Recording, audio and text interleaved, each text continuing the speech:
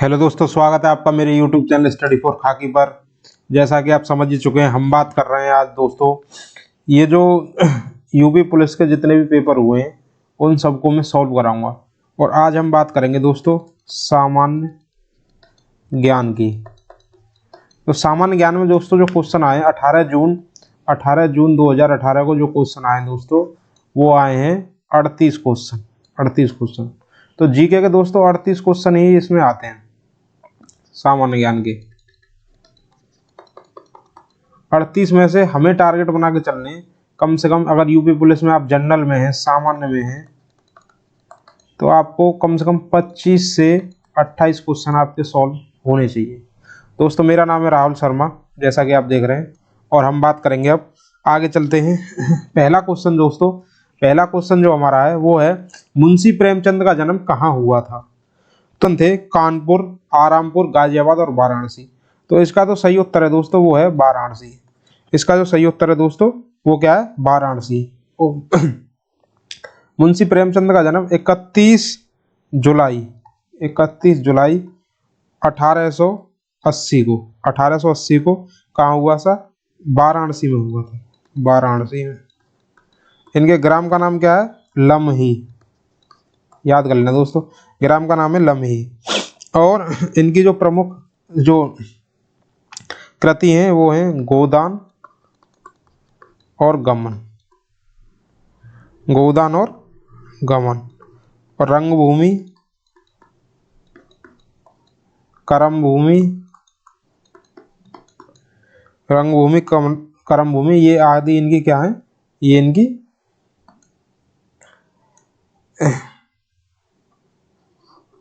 ठीक है दोस्तों। और हम इनको उपन्यास सम्राट भी कहा जाता है। क्या कहा जाता है, उपन्यास सम्राट, उपन्यास सम्राट कहते हैं। और इनकी उपन्यास सम्राट का इनकी बहुत सी कहानी है। जैसे पहली कहानी है आप पंच परमेश्वर, इनकी बहुत इंपॉर्टेंट कहानी है पंच परमेश्वर। दो बैलों की कथा, दो बैलों की कथा, ये इनकी बहुत इंपॉर्टेंट कहानी है दोस्तों। और एक इनकी बहुत अच्छी कहानी, कक्षा 5 में आपने पढ़ी होगी, ईदगाह, ईदगाह, ठीक है दोस्तों। और ये मुंशी प्रेमचंद का। क्वेश्चन नंबर 2 था दोस्तों, निम्नलिखित में से कौन सा उत्तर प्रदेश का सबसे पुराना विश्वविद्यालय का, कौन सा सबसे पुराना विश्वविद्यालय, सबसे पुराना। तो अलीगढ़ मुस्लिम यूनिवर्सिटी, बनारस हिंदू विश्वविद्यालय, और महात्मा गांधी काशी विद्यापीठ, या इलाहाबाद केंद्रीय विश्वविद्यालय। तो इसका जो उत्तर था दोस्तों वो था इलाहाबाद केंद्रीय विश्वविद्यालय। इलाहाबाद केंद्रीय विश्वविद्यालय की स्थापना कब हुई थी, 1887 को, 1887 को। अलीगढ़ मुस्लिम यूनिवर्सिटी कब हुई थी, 1920 में। इसको आप दोस्तों एक बार ध्यान रख लेना। अगला जो क्वेश्चन नंबर हमारा 3 है, उत्तर प्रदेश के किस शहर को, उत्तर प्रदेश के किस शहर को पूरब का ग्रासे कहा जाता है, पूरब का ग्रासे। ग्रासे एक यूरोप में शहर है जो इत्र के लिए फेमस है। तो पूरब का ग्रासे कौन सा शहर कहा जाता है दोस्तों, वो कहा जाता है कन्नौज, कन्नौज इत्र की राजधानी। तो पूर्व ग्रासे शहर को कहा जाता है विश्व की इत्र की राजधानी, ग्रासे शहर को। और कन्नौज जो सुगंधित तेल एवं अपने इत्र के लिए प्रमुख है, तो इसको कहा जाता है पूर्व का ग्रासे, ठीक है। वाराणसी किसके लिए, लकड़ी के लिए, बनारस लकड़ी के खिलौने के लिए, लकड़ी के खिलौने, खिलौने। मुरादाबाद पीतल के बर्तन, पीतल के बर्तन। और गोरखपुर तो आपको बताइए गोरखधाम मंदिर, गोरखधाम मंदिर, ठीक है दोस्तों। अगला हमारा क्वेश्चन है, किस पड़ोसी देश को लैंड ऑफ थंडर ड्रैगन कहा जाता है, लैंड ऑफ थंडर ड्रैगन। तो लैंड ऑफ थंडर ड्रैगन कहा जाता है दोस्तों भूटान को। किसको कहा जाता है, भूटान को। भूटान की सीमा भारत से किन किन राज्यों से लगती है, बताना जरा। भूटान की सीमा लगती है दोस्तों पश्चिम बंगाल से, पश्चिम बंगाल से, और उसके बाद किससे लगती है, सिक्किम से, सिक्किम से, सिक्किम से, सिक्किम के बाद अरुणाचल प्रदेश से, और असम से, असम से ध्यान रखना, 4 राज्यों से लगती है। ठीक है, अगला क्वेश्चन है दोस्तों, 2017 में काजुआ इशिगुरो को, किसको, वैज्ञानिक का नाम क्या है, काजुआ इशिगुरो, ध्यान रखना, किस विधा के लिए नोबेल पुरस्कार मिला था, किस विधा के लिए, तो इनको मिला था दोस्तों साहित्य के लिए नोबेल पुरस्कार। किसके लिए मिला था, साहित्य के लिए नोबेल पुरस्कार मिला था। अब अगला क्वेश्चन है दोस्तों, एक बात आप ध्यान रखो दोस्तों, 2018 में पेपर हुआ है 18 जून को, 18 जून को, और करंट अफेयर्स 2000, करंट अफेयर्स 2017 की पूछी जा रही है। कब की पूछी जा रही है, 2017 की। इसका मतलब क्या है, इसका मतलब ये है कि अगर 2023 में पेपर होता है, 2023 में पेपर होता है, तो आपको एक साल की दोस्तों करंट अफेयर्स याद करनी पड़ेगी। ध्यान रखना, एक साल की करंट अफेयर्स आपको याद रखनी पड़ेगी। और ये चीज आप ध्यान रखना कि यूपी जीके और करंट अफेयर्स से लगभग 4 क्वेश्चन आए। इसमें भी आप देख लेना इस चीज को, अभी तक कितने क्वेश्चन यूपी जीके से आए। ये 5वां क्वेश्चन दोस्तों चल रहा है, और 5 क्वेश्चनों में से 3 क्वेश्चन जो हैं वो यूपी जीके के आए गए थे। मुंशी प्रेमचंद का जन्म कहाँ हुआ था, वाराणसी, यूपी जीके का क्वेश्चन है। निम्न में से उत्तर प्रदेश का सबसे पुराना विश्वविद्यालय कौन सा है, ये भी उत्तर प्रदेश का क्वेश्चन है। और पूर्वाग्रह से कन्नौज को जाना जाता है, ये भी उत्तर प्रदेश जीके का क्वेश्चन है। 3 क्वेश्चन अब तक दोस्तों आ चुके हैं। अगला 6 नंबर का क्वेश्चन है, पाकिस्तानी सीनेट में विपक्ष की महिला नेत्री कौन थी, पाकिस्तानी सीनेट में विपक्ष की महिला नेत्री कौन थी, तो वो थी दोस्तों शेरी रहमान। कौन थी, शेरी रहमान।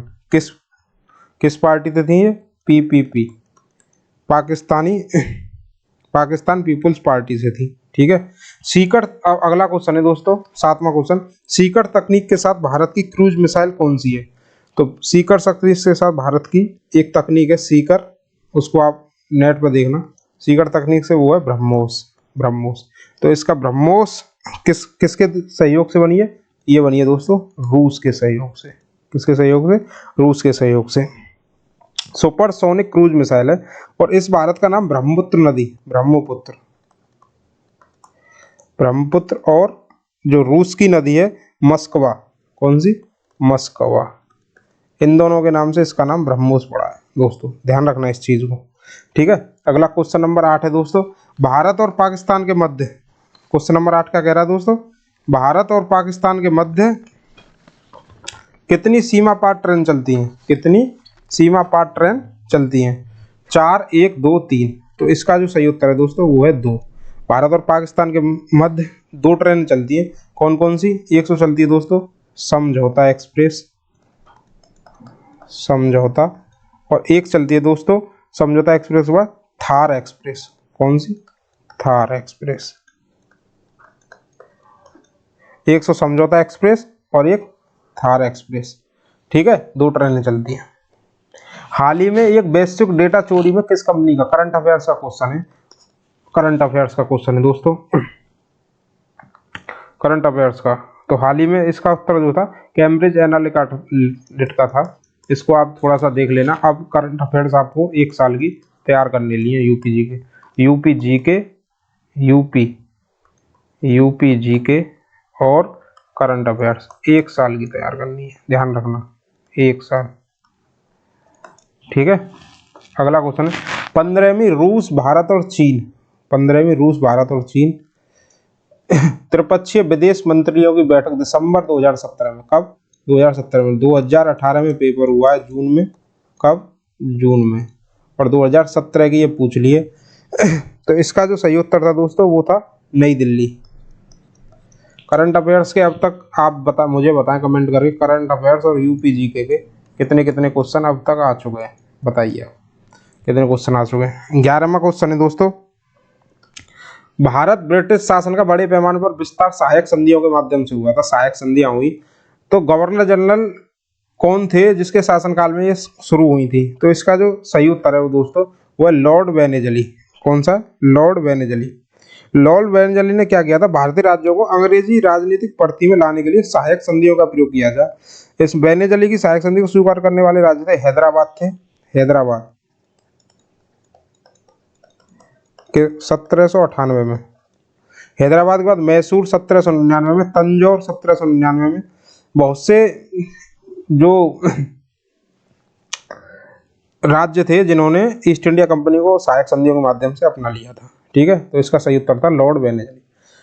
अगला क्वेश्चन नंबर 12 है, गुरु गोविंद सिंह की मृत्यु के बाद गुरु की संस्था समाप्त हो गई और सिखों का नेतृत्व उनके विश्वसनीय शिष्य ... को सौंप दिया गया। तो किसको सौंप दिया गया दोस्तों? इसका जो सही उत्तर है बंदा बहादुर, बहुत ही महान शख्सियत। आपको इनके बारे में, बंदा बहादुर के बारे में पढ़ना चाहिए। रणजीत सिंह जो थे वो शुकर चकिया मिसल से थे, शुकर चकिया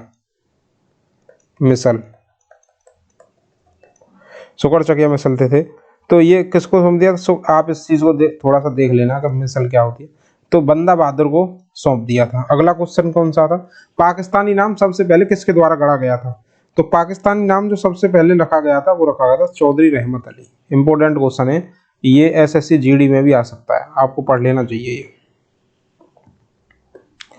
अगला जो क्वेश्चन है दोस्तों, रविंद्रनाथ टैगोर ने अपनी नाइटहुड की उपाधि किसके विरोध में छोड़ दिया था? तो जलियांवाला बाग हत्याकांड के विरोध में, रविंद्रनाथ टैगोर ने अपनी नाइटहुड की उपाधि छोड़ दी थी। आपको पता ही होगा कि 13 अप्रैल 1919 को ये भारी नरसंहार की घटना, जलियांवाला बाग हत्याकांड की घटना हुई थी।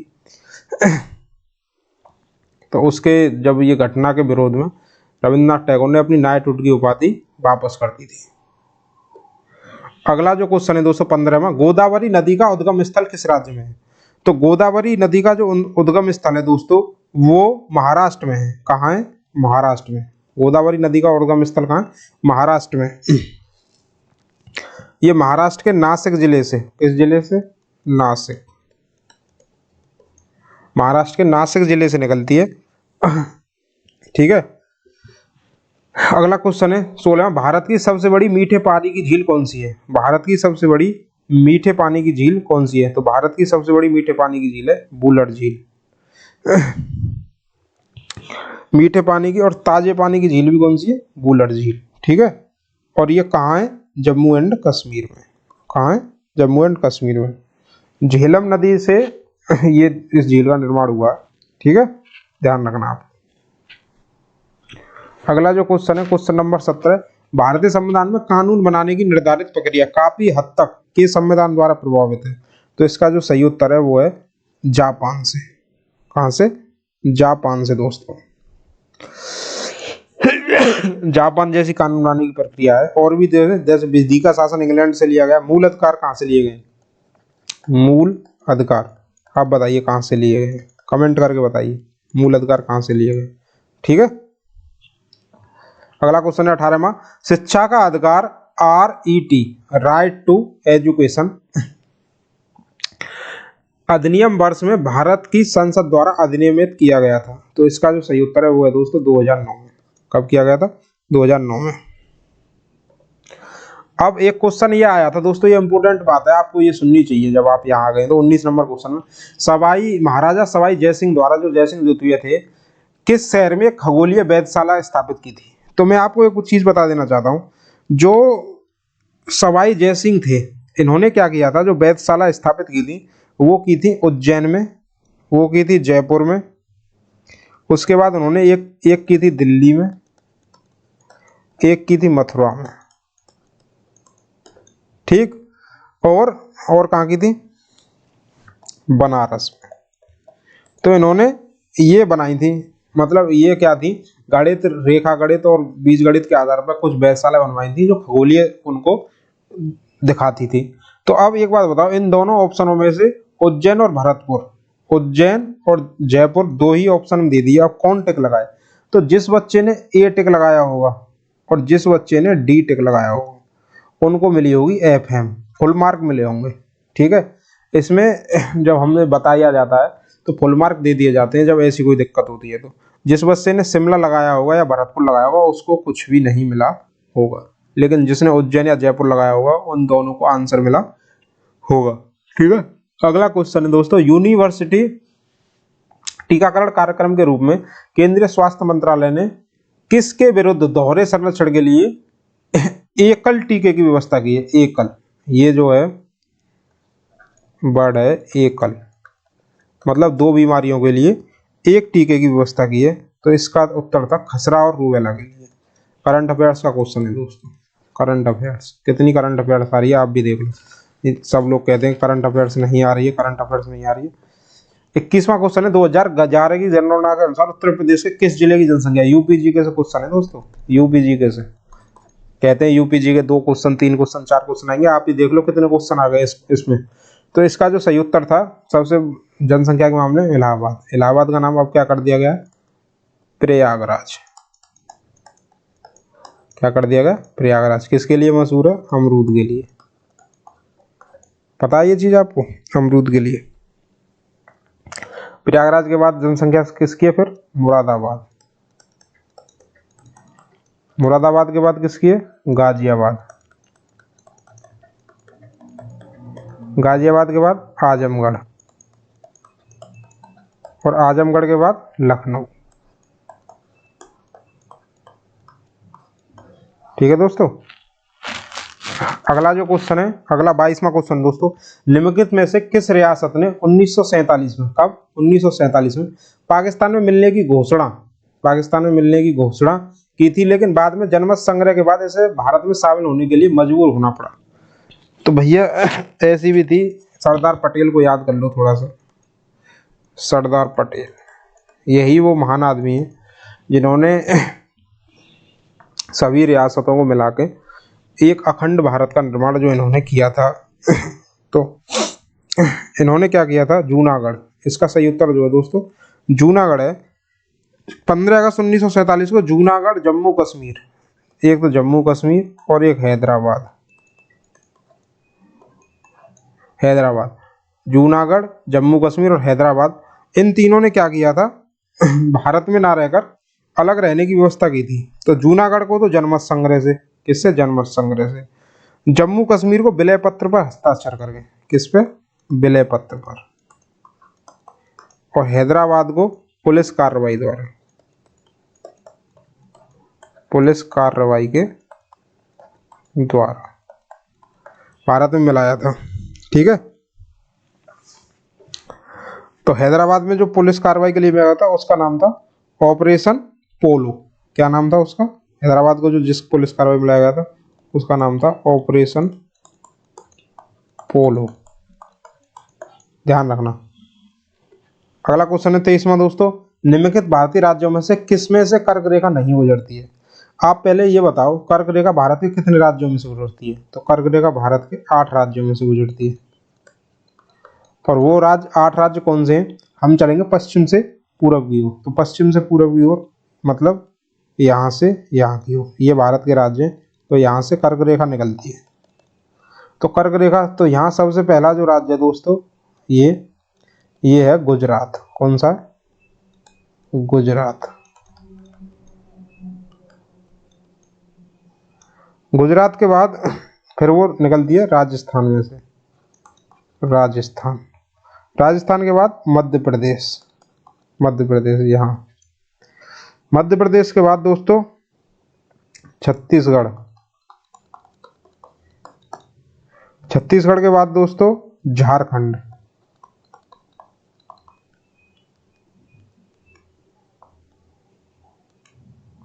झारखंड। झारखंड के बाद दोस्तों पश्चिम बंगाल, पश्चिम बंगाल के बाद त्रिपुरा, त्रिपुरा, और त्रिपुरा के बाद दोस्तों मिजोरम। अब आप देखो मिजोरम तो हो नहीं सकता, इसमें होकर तो निकलती है, त्रिपुरा में होकर भी निकलती है, राजस्थान में होकर भी निकलती है। तो इसका जो सही उत्तर था वो था उत्तर प्रदेश। उत्तर प्रदेश में होकर कर्क रेखा नहीं निकलती है। ध्यान रखना दोस्तों, समझ में आ गया होगा आपके। अगला क्वेश्चन है 24वां दोस्तों, निम्नलिखित भारतीय राज्यों में से किस राज्य में द्विसदन विधानमंडल नहीं है? द्विसदन विधानमंडल नहीं है। तो इसका जो सही उत्तर था वो था तमिलनाडु। तमिलनाडु में, जम्मू कश्मीर, उत्तर प्रदेश, कर्नाटक में विधानसभा भी है और विधान परिषद भी है। तमिलनाडु में ऐसा नहीं है। भारत में संविधान सभा की 25वां क्वेश्चन है, भारत में संविधान सभा की संघ शक्ति समिति जो थी, संघ शक्ति, उसके अध्यक्ष कौन थे? तो उसके अध्यक्ष जो थे वो थे जवाहरलाल नेहरू। कौन थे? जवाहरलाल नेहरू। डॉक्टर राजेंद्र प्रसाद जो थे वो संचालक समिति के अध्यक्ष थे। किसके? संचालक समिति थी उसके अध्यक्ष थे। और जेबी कृपलानी जो थे वो मौलिक अधिकार उप समिति के अध्यक्ष थे। किसके? मौलिक अधिकार उप समिति, ये मौलिक अधिकार उप समिति के अध्यक्ष थे। और सरदार पटेल जो थे, सरदार पटेल प्रांतीय संविधान समिति के अध्यक्ष थे। किस थे? प्रांतीय संविधान समिति के अध्यक्ष थे। ठीक है दोस्तों, अब आप मुझे बताइए, सरदार पटेल प्रांतीय संविधान थे, आप बताइए बी आर अम्बेडकर किस समिति के अध्यक्ष थे? बी आर अम्बेडकर किस समिति के अध्यक्ष थे? बताइए, कमेंट करके बताइए। अगला क्वेश्चन 26वां दो, प्राचीन गणित पुस्तक गणित सार संग्रह, प्राचीन गणित पुस्तक गणित सार संग्रह किसके द्वारा लिखी गई थी? तो वो लिखी गई थी महावीराचार्य के द्वारा। किसके द्वारा? महावीराचार्य के द्वारा। ध्यान रखना दोस्तों, किसके द्वारा? महावीराचार्य के द्वारा लिखी गई थी। ठीक है। अगला क्वेश्चन दोस्तों 27वां, किसने एक पुस्तक अनिंग्लिशिंग इंडिया किसने लिखी है जिसमें भारत में 25 से 30 वर्षों में महाशक्ति कैसे बन सकता है उसके बारे में बताया गया? तो ये पुस्तक लिखी थी वीरप्पा मोइली ने। किसने लिखी थी? वीरप्पा मोइली ने।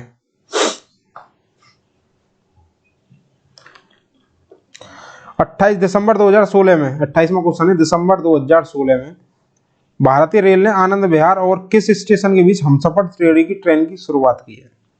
ठीक है, हमसफर ट्रेन है, सीसीटीवी कैमरों से युक्त एक्सप्रेस ट्रेन है। तो ये की है, इसका सही उत्तर है दोस्तों गोरखपुर। क्या है इसका सही उत्तर? गोरखपुर।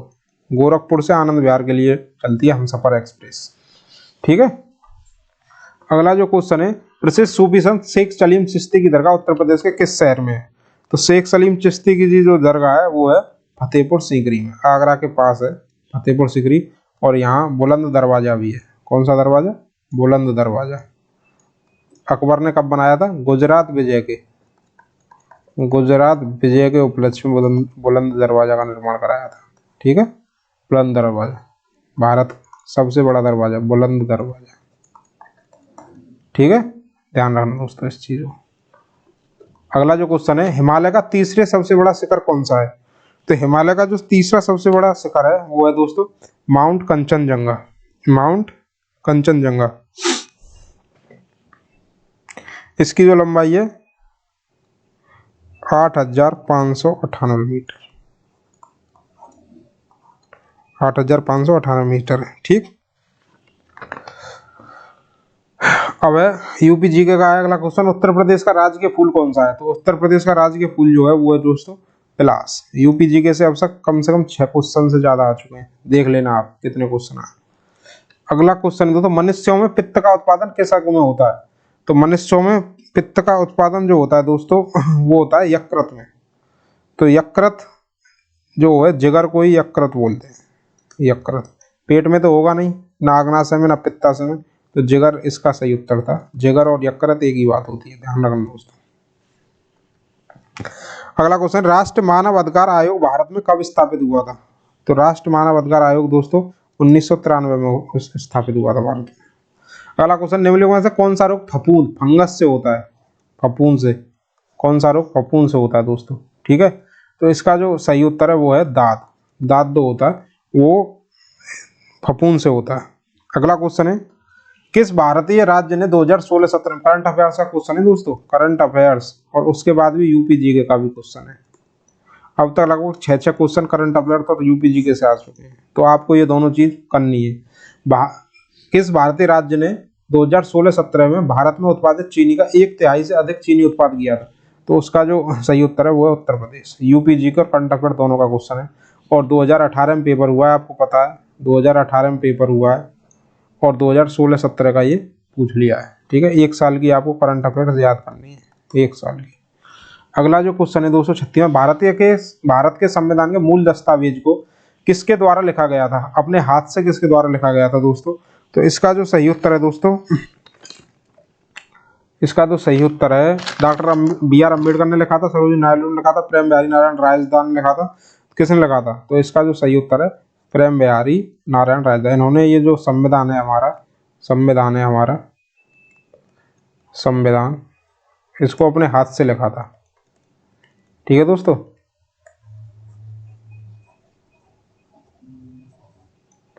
अगला जो क्वेश्चन है, विटामिन B7 का रासायनिक नाम क्या है? तो विटामिन B7 का रासायनिक नाम है दोस्तों बायोटीन। क्या है? बायोटीन। ठीक है, याद कर लेना, B7 का नाम है बायोटीन। अगला जो क्वेश्चन है, हॉकी के दिग्गज मेजर ध्यानचंद का जन्म हुआ था, तो इनका जन्म दोस्तों हुआ था इलाहाबाद में। कहाँ हुआ था? इलाहाबाद में। कब? 29 अगस्त 1905 को। 29 अगस्त 1905 को। हॉकी के जादूगर भी कहा जाते हैं, हॉकी के जादूगर कहा जाते थे। किसके? हॉकी के जादूगर। ये यूपीजीके से ही क्वेश्चन था दोस्तों, आपको पता होगा यूपीजीके से। तो यूपीजीके से लगभग यूपीजीके से इस परीक्षा में 6 से 7 प्रश्न आए थे, और करंट अफेयर से इस परीक्षा में 5 से 6 प्रश्न आए थे। ये आप देख लेना। और बताइए, आपको वीडियो अच्छी लगी हो तो कृपया लाइक करें, शेयर करें। धन्यवाद।